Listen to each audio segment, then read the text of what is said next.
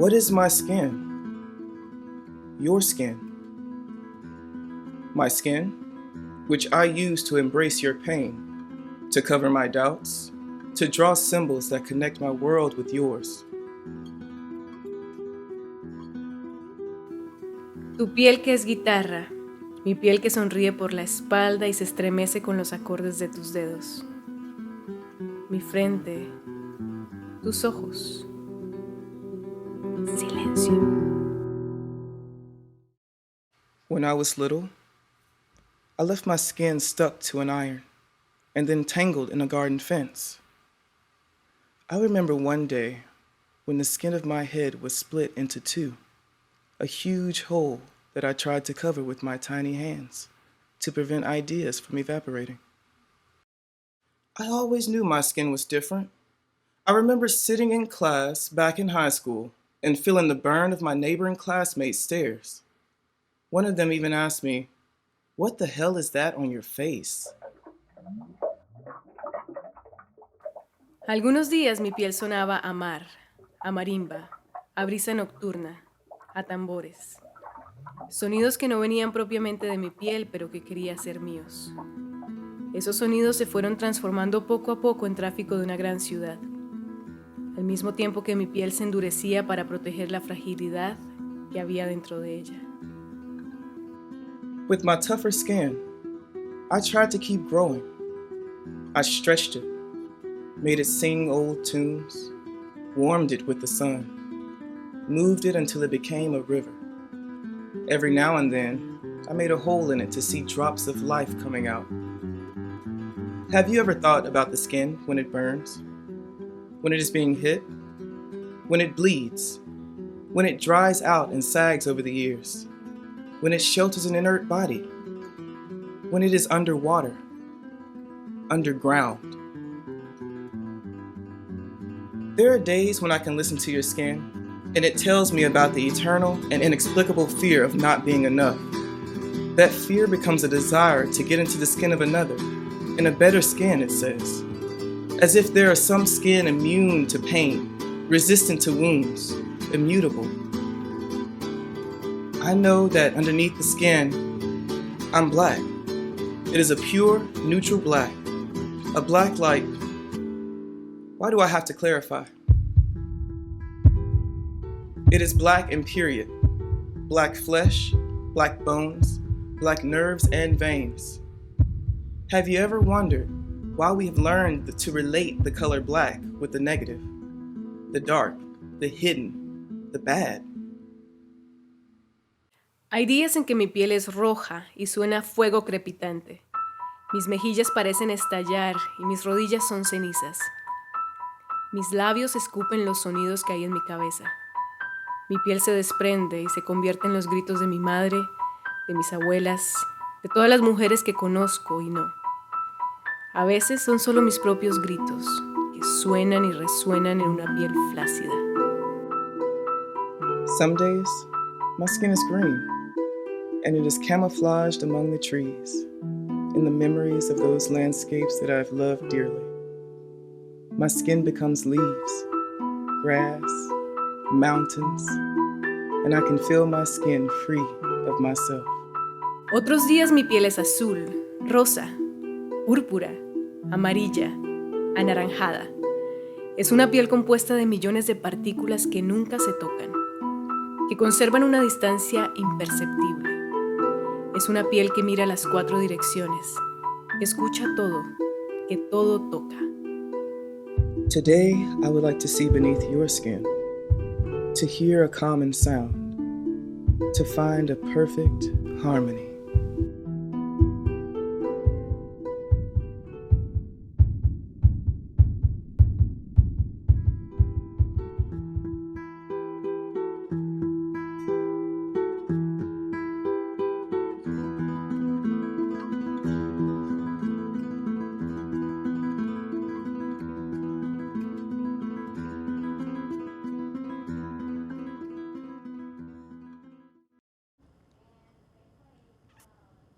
Welcome back to Black Art Matters. This week we are celebrating with Sorany Gutierrez. Woohoo! bienvenida. Welcome, Sorany. So, Sorany, tell us a little bit about yourself. Okay, I'm Sorany Gutierrez. I'm from Colombia, South America, and I'm a theater artist. I have been done some directing work, acting, producing, like a little bit of everything. But I really enjoy creating, like theater. It doesn't matter the position, just being there, creating stories is what I like to do. Yeah, so tell us your story. Where are you from? How did you get into theater? Okay, I'm from Colombia, and I started doing theater when I was 12. Yeah. I was a very shy girl, like super shy. So my older sister, she was so worried about me not having friends or not social interaction. So she took me to different art classes like dance, music, painting, and I really enjoyed those, but I was not super connected. Mm-hmm. And finally, she took me to a theater class. And I remember the first time I was on stage, the freedom I felt is what I wanted to feel the rest of my life. So since then, I was taking classes. I went to school with a theater program. Then I went to college, and here I am, still doing theater and enjoying this freedom that I think is probably the most important thing for an artist. Yeah. No one can take that away from you. Like, no matter where you are, who you are, you have the opportunity to tell your story, to express yourself on the stage. Yeah. Y tú tienes una experiencia muy interesante porque has trabajado en muchos países, ¿no? En los Estados Unidos, en Chile o en Colombia. Y después había otros lugares en donde has ido a hacer arte. Claro que sí. Bueno, he hecho cosas en Colombia, que Ajá. fue donde empecé. Trabajé con una compañía en España, en Alemania, tomé unas clases en Italia, hice un show en Panamá hace algunos años y aquí en Estados Unidos, por supuesto. Ajá. Y encontraste que cómo creas el arte o el teatro es diferente en los diferentes países o todos tratan esta forma de arte lo mismo. Hay diferentes estilos Ajá. de hacer teatro. Digo que la intención o el propósito es el mismo. Es comunicar, expresar, poner una posición, una idea política o expresar simplemente algún contexto, una historia. Pero, por ejemplo, aquí en Estados Unidos se hace mucho teatro musical. Uh-huh. En Latinoamérica no hacemos mucho teatro musical, es más teatro per se, teatro de sala. Por ejemplo, en Europa es mucho más teatro físico o teatro de máscaras o otro tipo de técnicas teatrales como lo que hace Jerzy Grotowski o el Odin Theatre, que son técnicas diferentes, pero el propósito es el mismo. Al final es lo mismo. Sí, qué increíble. Y cuando tú estás escogiendo proyectos y historias que quieres actuar o escribir o directar, ¿cómo escoges esas historias? ¿Qué crees que es lo que como que te llama la atención? Ok, primero, hace mucho tiempo entendí que hacer arte debe tener un propósito, ¿no? Uh-huh. Entonces siempre me pregunto cuál es el propósito de lo que quiero hacer, cuál es el mensaje que se quiere comunicar, cuáles son las preguntas que se quieren plantear, porque no necesariamente tienes que plantear respuestas, simplemente preguntas, cuestionar algo. Entonces siempre trato de escoger historias que tengan ese propósito político. Uh-huh. No hablo político en términos de politics. Uh-huh. It's a political position, which is different. Right. It's the connection that you have with the world. So you mean politics not as like politics between parties, but you mean politics with the way that we as a society kind of work and as a system? Yes, or as a human beings. Actually, the political position or the political action, I mean, everything you do is political. Right. Political is the way you use your power. That's the definition of political. Mm-hmm. So every relationship that you establish is a political relationship.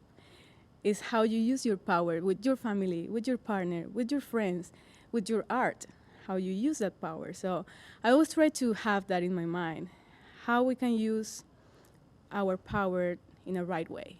It's the right use of power. And that's establishing the position or the art that you want to create.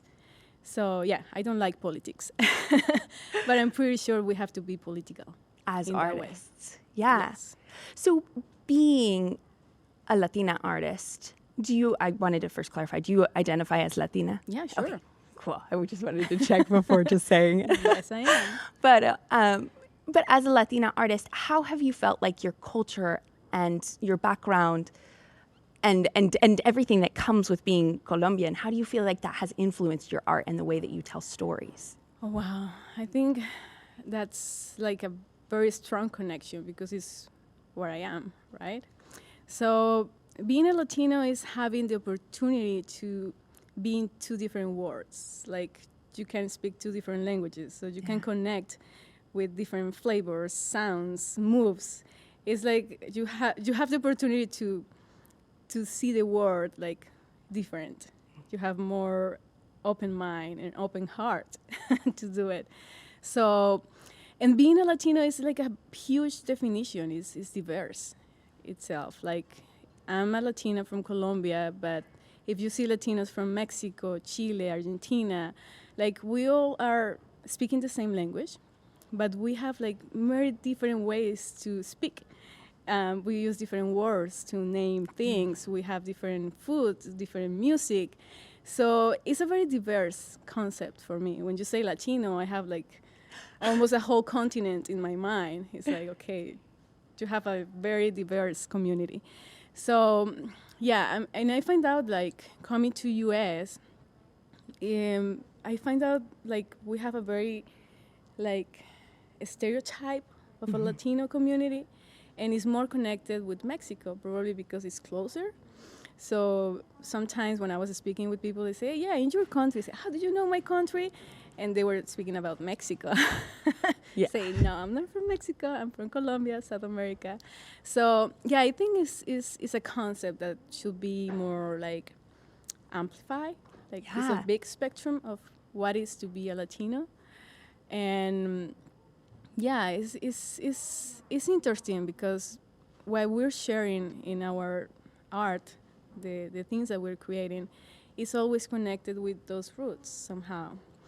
I try to create bilingual theater because I feel like it's important to give the Spanish speakers the opportunity to be part of that. I mean, we're telling their stories sometimes, so we have to do it in their language, in Spanish. So I always try to create things using Spanish and English. And also the music, I always try to bring those sounds somehow because it's very important for me to honor or to rescatar esas raíces musicales. The music is very important. So I always try to put that, and also the stories. I mean, it's a human story, so we are talking about the same battles sometimes.